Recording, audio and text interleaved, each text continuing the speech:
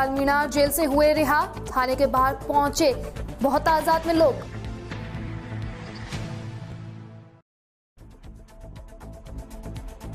घर घर औषधीय वितरण योजना कार्यक्रम का हुआ आयोजन।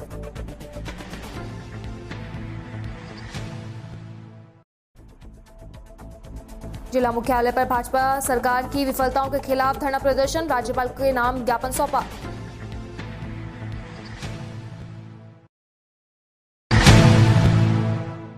और अब खबरें विस्तार से। आमागढ़ फोर्ट का मामला तूल पकड़ता हुआ नजर आ रहा है, तो वहीं किरोड़ीलाल मीणा ने वहां पर मीणा समाज का झंडा फहराया था। इसी को लेकर पुलिस ने उन्हें हिरासत में ले लिया था, जहां आज काफी तादाद में लोग थाने पहुंचे और उन्हें रिहा कर दिया गया। किरोड़ीलाल मीणा ने प्रशासन को चेतावनी दी थी कि वे आमागढ़ फोर्ट पर जाकर मीणा समाज का ध्वज वहां पे लहराएंगे, और इसी चेतावनी को उन्होंने सही साबित कर दिया। उन्होंने आमागढ़ फोर्ट पर जाकर मीणा समाज का ध्वज फहराया, जहां पर काफी तादाद में पुलिस बल तैनात था, लेकिन फिर भी वहां वो पहुंचे और उन्होंने ध्वज फहराया। इसी को लेकर पुलिस ने उन्हें हिरासत में ले लिया था, जिसके बाद में आज विद्याधर थाने के बाहर कई लोग वहां पे पहुंचे और काफी तादाद के अंदर लोग वहां पे पहुंच चुके थे, जो कि किरोड़ीलाल मीणा को रिहा करने की मांग पर अड़े हुए थे। और वहां प्रशासन उनके सामने झुक गया और आज किरोड़ीलाल मीणा को रिहा कर दिया गया।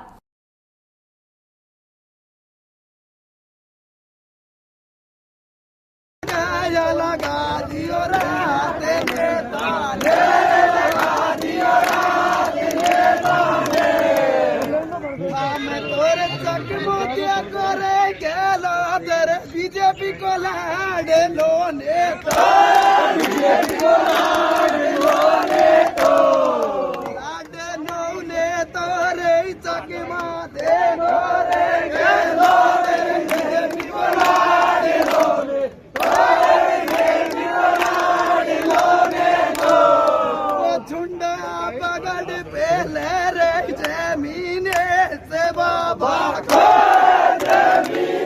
खबर जालौर के मोदरान से, जहां पे जिले के रामसिंह थाना क्षेत्र के मोदरान चौकी में पदस्थापित चौकी प्रभारी सहायक उप निरीक्षक विनोद कुमार पूनिया के मोदरान से सियाणा बागड़ा पुलिस थाने पर स्थानांतरण होने पर ग्रामवासी पूर्व सरपंच भंवर सिंह सोडा, राजपुरोहित व अन्य साथी कर्मचारियों ने उन्हें भावभीनी विदाई दी। मोदरान में रविवार को आयोजित हुई विदाई समारोह में मोदरान के वर्तमान चौकी प्रभारी सुरेंद्र सिंह राव ने कहा कि पुलिस विभाग का कार्य अलग अलग शैली का होता है, तो वहीं अपराध रोकने और अपराधियों को पकड़ने के साथ साथ कई कार्य में लगे रहते हैं। उन्होंने कहा कि विनोद कुमार पूनिया ने पूर्व में भी क्षेत्र में बाढ़ पीड़ितों की मदद की व अन्य सराहनीय कार्य किए थे।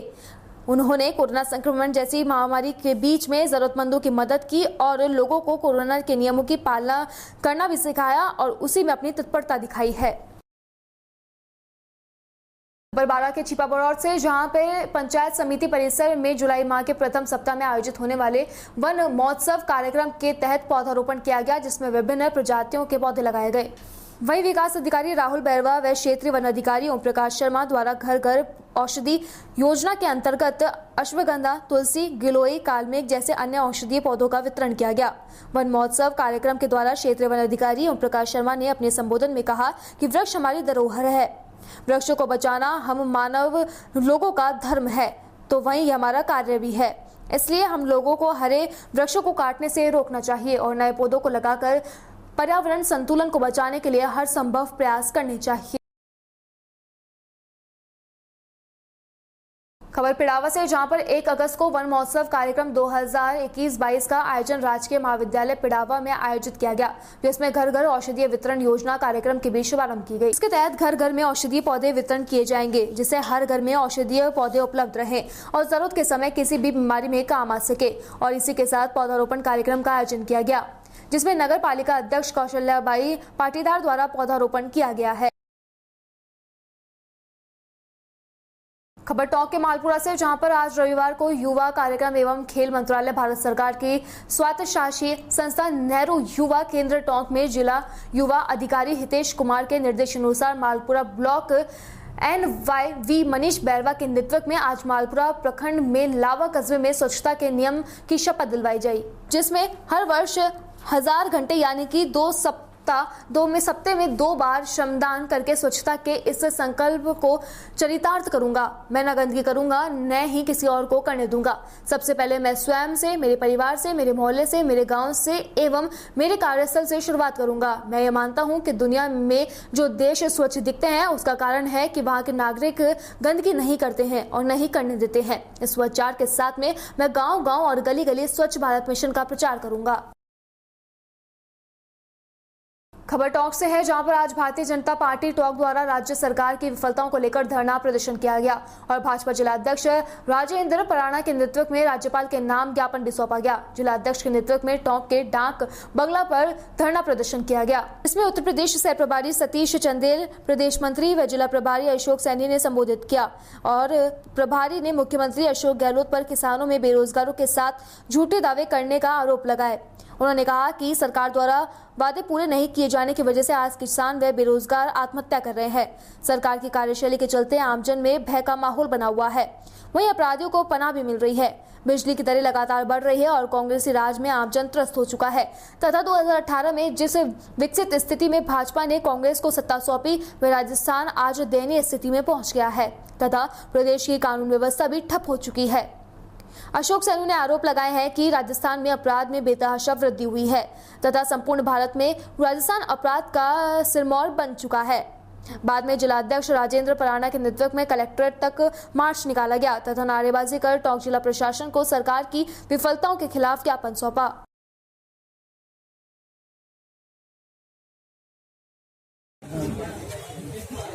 आज किस तरह का विरोध जताया आपने? देखिए, ये प्रदेश व्यापी विरोध हमारा भारतीय जनता पार्टी का प्रदेश भर के सभी जिला मुख्यालयों पे और हमारे विधानसभा क्षेत्रों में हो रहा है। उसी को लेकर के आज टोंक के कार्यकर्ताओं के द्वारा विरोध प्रदर्शन हुआ है।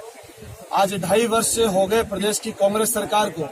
जब ये सरकार चुनाव लड़ने के लिए कांग्रेस जब गई थी 2018 में जनता के बीच में और सरकार बनाने के लिए भोले भाले किसानों को, राजस्थान की प्रदेश की जनता को कहा था, इनके आदरणीय नेता राहुल गांधी जी ने कि 1, 2, 3, 4, 5, 6, 7, 8, 9, 10 दिन में संपूर्ण कर्जा माफ कर देंगे और वो कर्जा एक फॉर्मेलिटी बन करके रह गया। उसके बाद इन्होंने कहा कि प्रदेश के बेरोजगार युवाओं को बेरोजगारी भत्ता देने का काम हम लोग करेंगे। उस पर भी आज तक 1% भी काम नहीं हुआ है। इन्होंने साफ शब्दों में कहा था कि अगर कांग्रेस की सरकार बनती है प्रदेश में तो हम लोग बिजली की दरों में किसी भी प्रकार की बढ़ोतरी नहीं करेंगे, प्रदेश में अमन चैन का काम करेंगे। आज आप सब मीडिया के बंधु आए दिन आप ही के माध्यम से हम सबको जानकारियां मिलती है कि ना तो किसानों का 1 रुपया कर्जा माफ हुआ, ना किसी बेरोजगार युवा को बेरोजगारी भत्ता मिला और बिजली की दरों में ये यथा स्थिति रखने की बजाय 2 गुना नहीं, कम से कम 4-5 गुना हम सबका वो बिल हो गया है। और इस प्रकार की झूठी सरकार के विरोध में भारतीय जनता पार्टी एक मजबूत विपक्ष के नाते जनता के बीच में इनकी बातों को ले जाने का काम हम लोग कर रहे हैं इन आंदोलनों के माध्यम से। इसके अलावा 2.5 वर्षों में आज पूरे प्रदेश में एक भी विकास का काम प्रारंभ नहीं हुआ। केंद्र की कितनी योजनाएं आई उनका नाम बदल करके इन्होंने उन्हीं योजना के ऊपर लिपापोती करके उसको आगे बढ़ाने का काम किया। इसके अलावा इन्होंने कोरोना काल के अंदर पूर्ण रूप से प्रदेश में भ्रष्टाचार फैलाने का काम किया। इनके बड़े बड़े नेता, बड़े बड़े मंत्री इनके उसमें लिप्त पाए गए और आज आप अखबार उठा करके देख लो, प्रतिदिन अखबार के अंदर किसी न किसी अधिकारी को ट्रेप होने का मामला, आज भी एक प्रदूषण अधिकारी का ट्रेप का मामला सामने आया। यहाँ IAS IPS प्रति 2 महीने, 4 महीने, 6 महीने बदलने का काम ये सरकार कर रही है और 2.5 वर्षों तक इन्होंने केवल बंद कमरे के अंदर, होटल के अंदर अपनी लड़ाइयों को लड़ने का, कुर्सी बचाने का काम किया। इन सारी बातों को जनता के बीच में ले जाने का काम भारतीय जनता पार्टी कर रही है। उसी बात को लेकर आज टोंक के कार्यकर्ता ने आज सड़क के ऊपर विरोध प्रदर्शन किया। खबर झालावाड़ के डग से, जहां पर ब्रह्मा कुमारी संस्थान डग द्वारा मां गायत्री शक्तिपीठ परिसर में औषधीय पौधों का रोपण किया गया। ब्रह्मा कुमारी नेहा दीदी ने वृक्षारोपण के अवसर पर कहा कि वृक्षारोपण कर हमारे जीवन भविष्य को बचा सकते हैं। पेड़ है तो सांस है और सांस है तो जीवन है। वृक्षारोपण करके धरती को सजाना है, सृष्टि को संवारना है और धरती माँ को आयुष्मान बनाना है। जिस प्रकार हमारे आसपास पेड़ों को कटाव किया जा रहा है उससे पर्यावरण पर बुरा प्रभाव पड़ रहा है। मानव जीवन इस समस्या से सबसे ज्यादा प्रभावित है क्योंकि इसके लिए मानव ही जवाबदार है।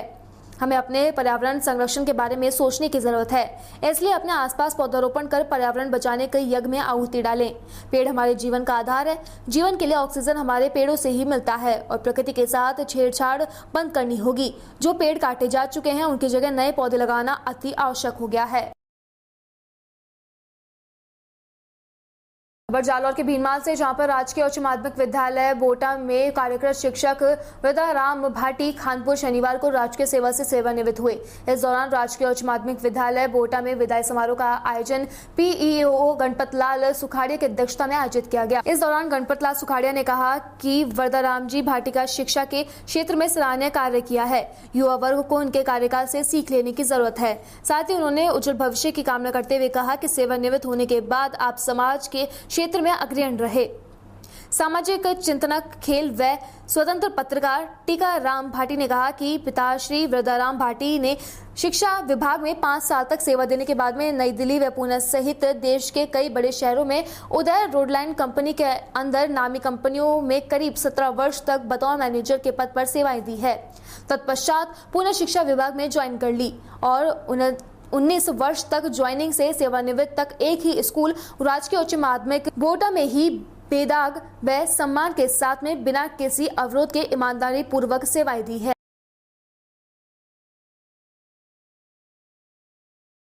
खबर जयपुर से है, जहां पर शहीद स्मारक मार्ग पर राजकीय एकीकृत शिक्षक महासंघ के बैनर तले 3rd ग्रेड के शिक्षकों के तबादले को लेकर महापड़ाव डाला गया। हरपाल दादरवाल प्रदेशाध्यक्ष राजस्थान एकीकृत शिक्षक महासंघ ने बताया कि उनकी सरकार से मांग है कि जैसे 1st ग्रेड और 2nd ग्रेड के शिक्षकों को तबादले किए जा रहे हैं, उसी प्रकार 3rd ग्रेड के शिक्षकों का भी तबादला किया जाना चाहिए। कई ऐसे शिक्षक हैं जो कि अपनी परिस्थितियों से परेशान है, उन शिक्षकों के तबादले को सुचारू रूप से जारी रखना चाहिए और जैसे कि 1st ग्रेड और 2nd ग्रेड के शिक्षकों के तबादले किए जा रहे हैं, वैसे ही 3rd ग्रेड के शिक्षकों के भी तबादले किए जाए, क्योंकि उनकी भी अपनी एक जरूरत होती है, उनके भी अपने काम होते हैं और वो दूर दराज के क्षेत्रों के अंदर अपनी सेवाएं दे रहे हैं।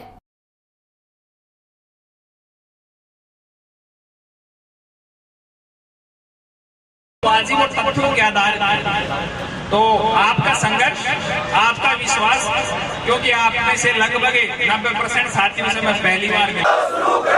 शिक्षक